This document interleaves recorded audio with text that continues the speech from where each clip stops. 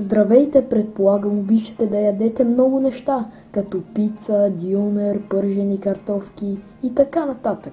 Сега ще ви покажа 10 неща, които едва ли бихте яли някога. Първото ястие е жива риба. Готвачът просто я вади от аквариума, маха всички органи, които не стават за ядене и ви я поднася на масата. И честно ви кажа, не знам кой би ял такова нещо.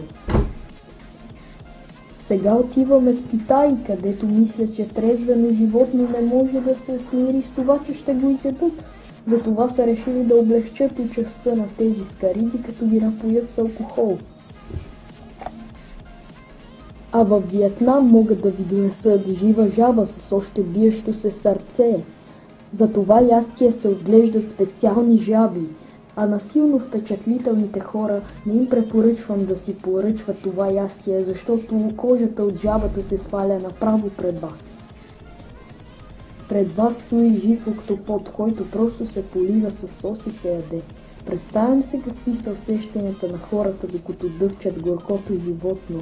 Освен това, ястието е доста опасно, защото, както знаете, октоподите имат мощни вендузи, които могат да се залепят за гърлото на човек и това води до задушаване. А идва ред на петото ястие.